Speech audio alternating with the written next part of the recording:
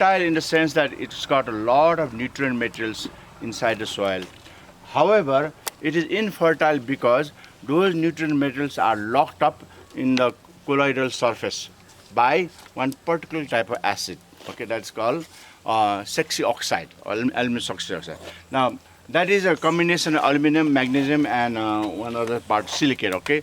And that sexy oxide acts like a plastic, okay? That acts like a plastic. Just like if you put plastic on top, in the front of your mouth, although you can see the food, you cannot absorb it.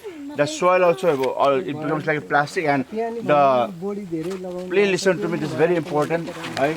The roots of the plants can go next to the colloidal surface and they cannot take out nutrients. It's acting like a barrier, okay?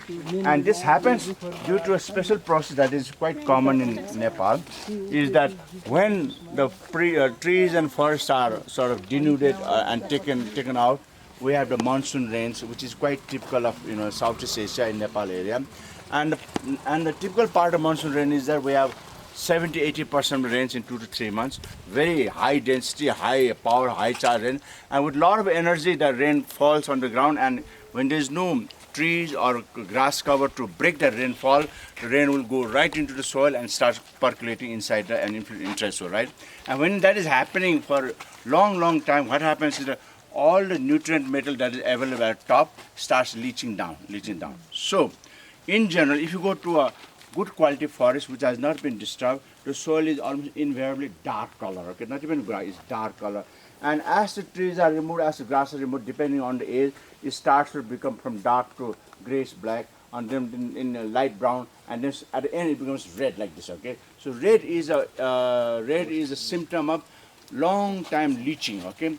And when this long time leaching has happened between 1970s, 80s, etc., between 1950 to 1970, a lot of population explosion in the middle area. So people start cutting a lot of trees, etc., for agriculture, and this leaching process happened.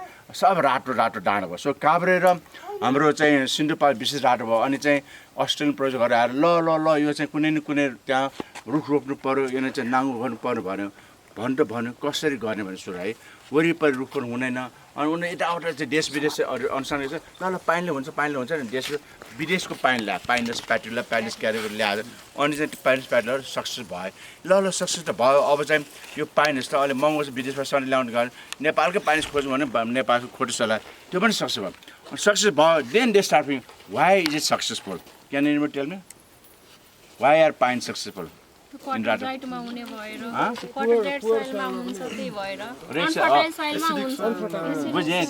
Unfertile soil किन ससुराम tell me the त्यो photo spaces होइन त्यही भएर के रे photo spaces होइन अनि मान्छे होइन त्यो पनि कुरा हो तर द्याट इज सोशल कुरा के आइ एम टक अबाउट ड्राउटमा पनि सर्भाइभ गर्न सक्छ ड्राउटमा हो यो try it survives in drought but why त्यो सब टुडो मान्छेले धेरै रुचाएन अनि काटेन Okay, that's all true. That's all. These are so. I'm talking about what is happening between the root and the soil. That's what के नयाँ कुरा छ थाहा छ? Deep बाट पनि Huh? Deep root भयो. तल गएर मिनरल्सहरु absorb Okay, all of our wrong छैन तर मैले खोजेको आन्सर आएको छैन. I'll give one hint, right? थाहा छ. Have you heard of mycorrhiza? ल how does a mycorrhiza operate? के हुन्छ mycorrhiza? त्यसको लिफबाट ल let her explain. मलाई त्यस्तो थाहा भएन तर त्यो माइक्रोराइजा सोइल हुन्छ क्या त्यो भएको ठाउँमा चाहिँ त्यसलाई चाहिँ माइक्रोराइजा चाहिन्छ क्या त्यो पानीलाई चाहिँ ल how does mycorrhiza work? Symbiotic symbiosis चाहिने कन्टेन्ट चाहिँ फेरि रुटबाट उले दिन्छ सिम्बायोसिस ल त्यो पनि सिम्बायो यो सबैले भन्ने त्यसमा अझ थप कुरा छ भन्ने कुरा यसको अझ थप कुरा भन्छ है अल अफ यु फेरि रङ छ नि अलिकति यसो फोकस पुगेछ नि त्यो फोकस माइक्रोराइजा भनेको माइक्रो मिन्स फन्गाई ओके राइजो मिन्स रुट है रुट अब हाम्रो पाइनहरूको रुटहरूमा अरू रुटको चाहिँ मसिनो हेयर छ नि रुट हेयर छैन रुट हेयर छैन सो अहिले भड्डा रुखमा छ है सो यताबाट पुग्न सक्छ तर चुस्नलाई त यो need that thin root hair चाहिँ उसको छैन उसले के लाग्छ ए फङ्गाई मकै आयो भने फङ्गाईसँग ल्याएर ढुसी त सानो मसिनो हुन्छ नि ढुसी टुइँ जान्छ अब ढुसीले कसरी सक्सेसफुल हुन्छ भने ढुसीको बेस्ट पार्ट के छ भने because it is a फङ्गाई and it is a old type of plant it's a plant without green chloroplast भन्नु उसको cell wall is extra thick के है सेल त्यो सेल वाल चाहिँ त्यो रुटमा जाने आछु आछु गरेर एसिड हुन्छ नि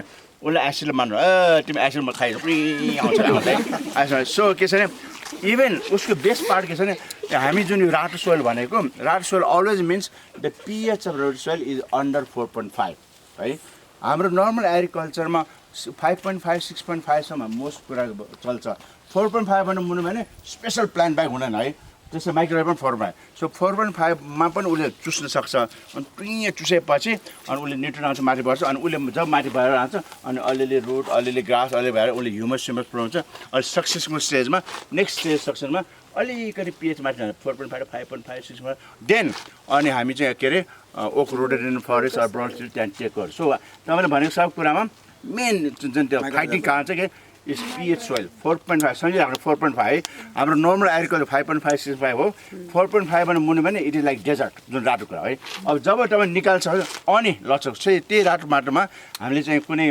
अर्ग्यानिक मलहरू हाल्यो होइन अथवा चाहिँ लाइमहरू हाल्यो भने मजाले त्यसमा आउँछ किन त्यसले अलिकति चाहिँ के पिएच माटो उठाउँछ बट प्रब्लम इज अर्ग्यानिक मल पनि जङ्गलबाट ल्याउनु पर्छ जङ्गल ढमाडमा सखा भइरहेछ कहाँबाट आउने है होल ठाउँमा हामी होल पाहाडमा मान्छेले रिसर्च गरेर चाहिँ approximately 3 hectares of forest for 1 hectare agriculture nutrition हाल्दा के है त्यो पनि पाउँदैन मान्छे लेबर पाउने ठाउँ पाउने त्यसले गर्दा इन जेनरल हाम्रो होल माउन्टेन ट्रिजहरूको चाहिँ माउन्टेन सोइलहरूको चाहिँ fertility down down down down भइरहेछ क्या है अनि डाउन डाउन भएको यहाँ एउटा इक्जाम्पल मात्र त्यसैले सानो चित्रबाट लामो कहानी छ